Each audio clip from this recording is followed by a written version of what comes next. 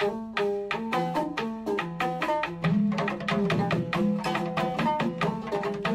wanda ya ji waka a bakina na Buhari ya bi Buhari na ba da gudunmawa.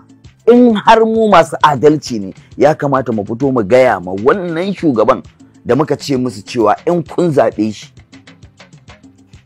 za ku samu sauƙin rayuwa, mu gaya musu to al'ummar da muka gaya musu zaɓe ka sun zaɓe ka yau ga halin da suke ciki.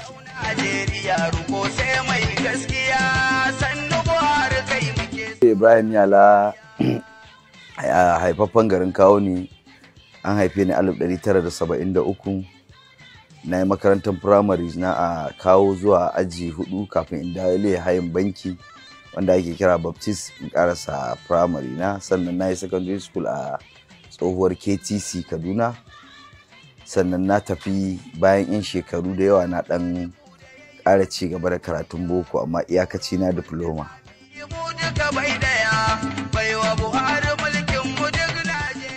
Duk yadda nika yi siyasa na zama ɗan siyasa, waƙa ta fi ɗaukaka sunana fiye da siyasa. Kuma duk wanda ya ji waƙa a bakina na Buhari ya bi Buhari na ba da gudunmawa. So kuma duk wanda ya kyautata zaton cewa kiran da na yi mashi na gaya mashi cewa ba a baitukan waƙa na akwai inda nake cewa ka zo ka fitar da mu a kuncin da muke ciki. Dan mun sha wuya a kullun sai farmaki, ana satan kuɗin mu a yau ba shamaki, ka ji halin da mu muke ciki Najeriya. Tanko da Baba Lola suna ta halin tsiya, sun gama kwashe dukiyan 'yan Najeriya. Shi yasa muke bi dan yau mai gaskiya wanda idan yazo za ya taimaki Najeriya.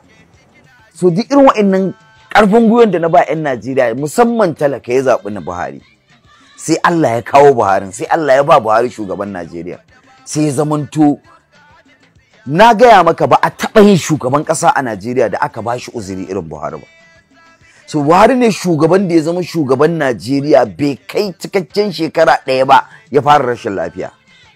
Lokacin hankalin 'yan Najeriya ya tashi, aka duƙufa yin addu'a ba dare ba rana. Allah ya cece mu ya kawo ya ba Buhari lafiya, Buhari ya dawo ƙasar nan.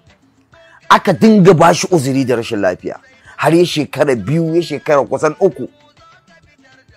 Kai 'yan Najeriya ba su kai har ni na yi waka akan 'yan Najeriya cewa su yi haƙuri cewa Buhari in Allah ya soya da wannan kyakkyawan niyyar nasa in Allah ya zai aiwatar da ita, a yi mashi uzuri a ci gaba da bashi addu'a. Na yi wannan aka yi. So matsalar da Buhari ya samu a Najeriya a farko da ya zama shugaban soja ita ce take bin shi har yanzu. Matsalar ko ita ce duk lokacin da Allah ya baka dama ya kamata ka taimaki wasu ka kafa wasu. Saboda a matsayin ka ƙasa irin Najeriya ko ba Najeriya ba ko mulkin gidanka ne ba komai bane idan ka zai gani. Shi yasa idan akwai amana da yarda tsakaninka da iyalinka, so abin da ba za ka gani ba za su ganin maka, kuma ba za su ɓoye maka ba za su faɗi ma. To bari shugabanci irin na ƙasa irin Najeriya. So ba komai bane za ka gani. So in baka da mutanen da suka san cewa yau wannan wane ne ya taimake mu muka kawo matsayin da muke ciki yanzu, musamman a bangaren tsaro, babu yadda za a yi ka san me yake ciki. Mutanen da suka yi a baya su suka kafa nasu yaran, kuma su ne 'yan adawanka, su ne wanda ba sa son ka samu nasara, still suna raye. Still duk wanda za ka ɗauko ka ba shugabanci na shugaban tsaro na soja, shugaban 'yan sanda, shugaban sojan ruwa, shugaban sojan sama, yaransu ne. Duk wanda ka duba yaransu ne. So in ma kana tunanin kai ka ba su appointment za su yi maka aiki, akwai matsala. So ya kamata irin waɗannan abubuwan da kasancewa sun baka matsala a baya, to da Allah ya sake baka dama ya kamata kai maganin su. To gaskiyar magana shine zan yi amfani da wata kalma, ko kana so ko baka so Buhari mutum ne mai gaskiya akan kanshi. Ba mace amana bane, wannan da gaske ne. Yana da gaskiya, yana da kokarin tsare haƙƙin da Allah ya dora mishi na matsayin shi na Buhari.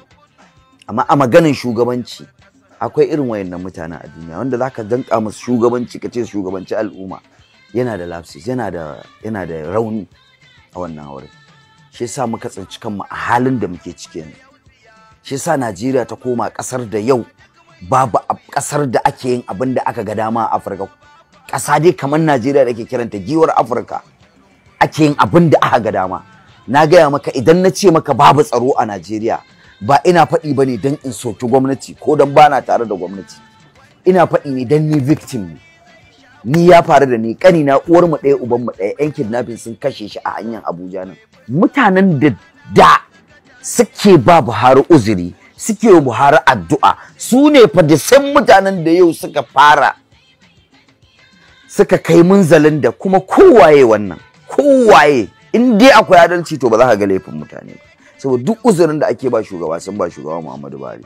Su ne suka dawo suna kokawa akan yau sun kasa zama a gidajensu, a ƙauyukansu, sun kasa yin noma, in ma sun yi noman ana zuwa a ƙona, in sun yi kiwo ana zuwa a kwashe dabbobin nan. Irin wa'innan mutanen da muka zo muka kafa lasfika ko muka zo muka hau duron muka ce musu in kuka zaɓi Buhari za ku samu kyakkyawar rayuwa, za ku wa'innan mutanen ne da samtin yau ba kyakkyawar rayuwa. Kai amma bar su zauna lafiya su ma mutu da yunwa, babu. Ba zaman lafiya, ba abinci, ba rayuwa mai inganci.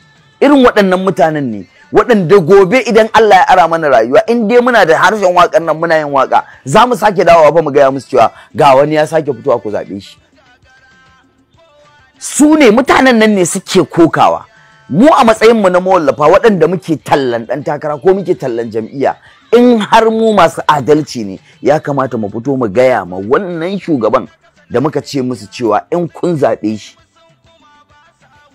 za ku samu sauƙin rayuwa, mu gaya musu to al'ummar da muka gaya musu zaɓe ka sun zaɓe ka yau ga halin da suke ciki. In dai muna da adalci, mawallafi shi kamar malami yake, in dai mawallafi ne kai cikakke to ya kamata inda ka ga aibu, inda ka ga ba daidai ba to ya kamata ka faɗi ba daidai ba.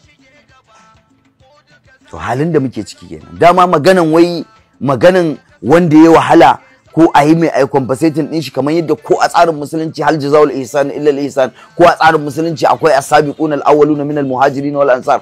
Duk irin wannan dama mun ma aje shi a gefe. Yanzu ma muna maganan ne cewa ya za a yi gobe mu fito mu gaya ma mutane cewa yau wane da muka ce ku zaɓa an zaɓe shi kuma yayi abin da ya kamata.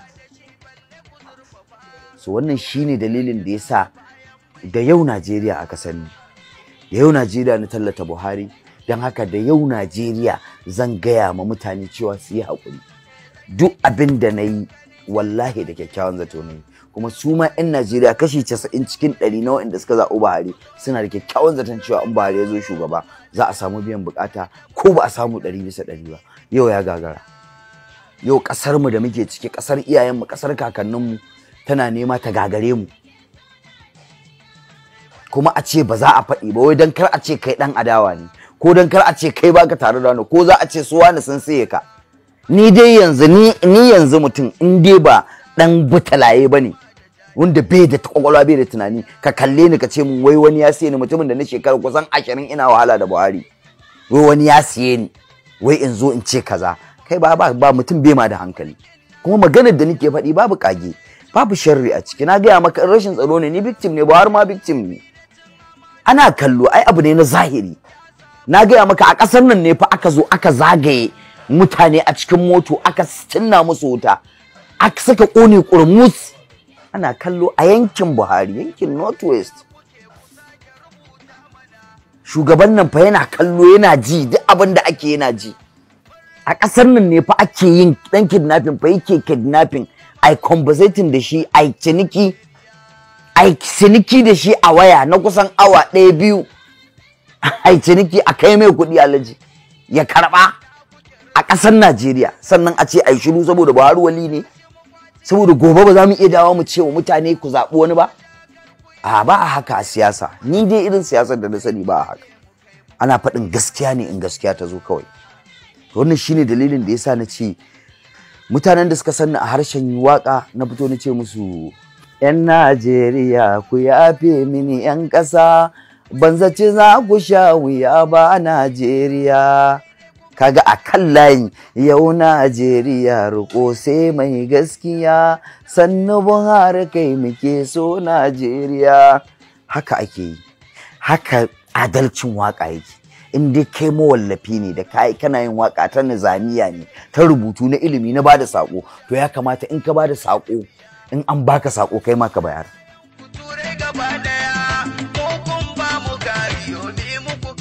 A waka aka sanni da Buhari, na tallata Buhari a Najeriya.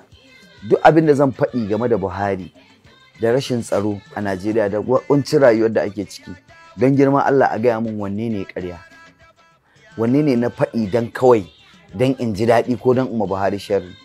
Ai ni masoyin Buhari ne, ko mutum na so ko bai so ya san ni masoyin Buhari ne.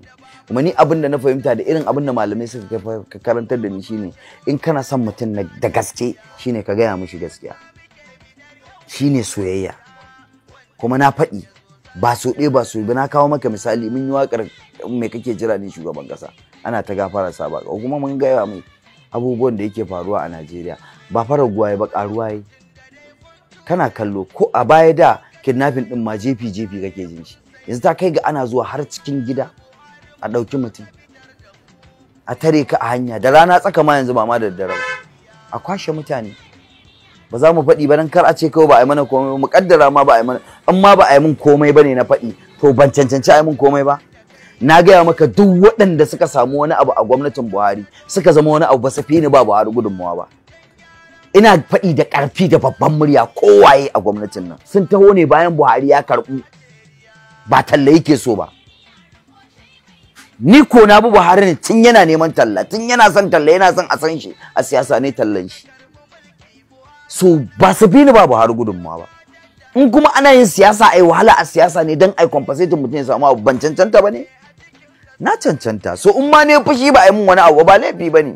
Amma abin da nake so in nuna maka shine, ni mutumin mutane ne, kai ka sani, wasu sun sani, ba ni da abin da nake alfahari da shi irin unguwar da nake zaune. Duk abin da na roro so nake al'umma ta unguwar da nake zaune su amfana.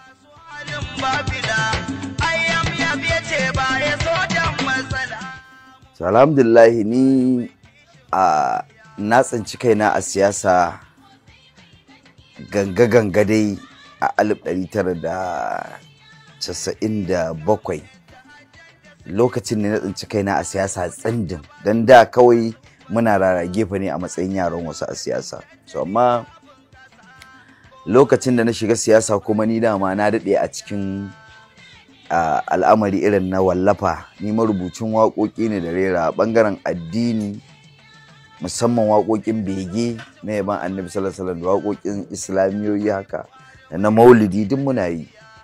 So na tsinci kaina a cikin siyasa har lokacin da shugaba Muhammadu Buhari ya shigo siyasa a ƙarshen 2002 a jam'iyyar ANPP. Lokacin ne da shawaran wani abokina, shi ma ɗan jarida ne, ɗan uwanka, ya ce ya kamata in faɗaɗa basira ta in fara yin waƙoƙin siyasa, tunda yana ganin kamar duk zubi ɗaya ne. A lokacin ne ana ta rugugon Buhari ya shigo jam'iyyar ANPP a lokacin. Ni kuma kallon yadda mutane suke da kyakkyawan zato a kan shi, ni ma haka abin da ya zo min a zuciya kenan. So tunda Allah subhanahu wataala ya bani hikima da basiran yin waƙar nan, sai Allah ya kawo min tunani da kari na waƙar Yau Najeriya Riƙo Sai Mai Gaskiya.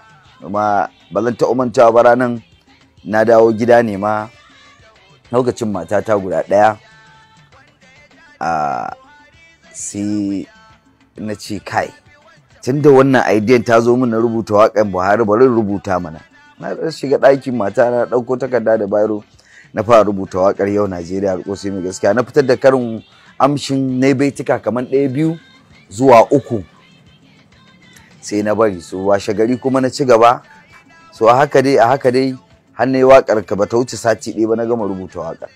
Kuma Allah ya sani lokacin da na yi waƙar Buhari, kamar yadda na gaya maka, na kyautata zato akan Buhari, domin yadda al'umma suke kallon shi a matsayin wani mutumin da zai zo ya taimaki Najeriya da 'yan Najeriya a halin da aka tsinci kai na rashawa da rashin tsaro, sauran abubuwa. Kuma a haka da yake Allah ya sa hanyar ce hanyar ɗaukaka, ina yin waƙar sai waƙar ta karɓo, Allah ya ɗaukaka ni da waƙar. Har tun ban san Buhari ba har na zo na san shi, aka kai ni wajen shi. Don ba zan manta ba lokacin da Allah ya cikin ABO Muktar Muhammad shi ya kai ni wajen Buhari ya ce ga Ibrahim Yala da ya maka waka. Buhari ya ce ba gaskiya bane. Wannan yaron ai wannan basira ta girma wannan yaron, ya ce shine ranka yadda. So daga nan dai muka saba na zaman tuba ma da shamaki gidan Buhari ina zuwa, kuma duk inda aka je campaign a Najeriya da ni aka je. Abin da zai fi baka mamaki shine kaga dai a siyasance idan mutum za a yi tafiyan siyasa, za a tafi campaign, za a baka feeding allowance, za a baka hotel, za a baka transport allowance, duka wayannan uku babu wanda ake bani. Abinda dai na sani kawai ina yi shine ina buga kasusuwa na wakata, muna tafiya da yara na duk jihar da muka je muna sai da kasusuwan. In Allah ya sa a jihar mun je an mun samu za a iya haɗa mu da ɗan takarar jihar a ce ai gawa ne ya ga dama ya mana alkhairi mu ci. A haka ne rayuwar siyasa da tafiyar Buhari tun daga 2003, 2007, 2011 har 2015. Allah khaliqu da yayyo duka duniya, mu roƙon da zami yi mu duka bai ɗaya, baiwa Buhari mulkin mu duk Najeriya, dan shi ne muke bukata mai gaskiya. Yau Najeriya roƙo sai mai gaskiya, sannu Buhari kai muke so Najeriya.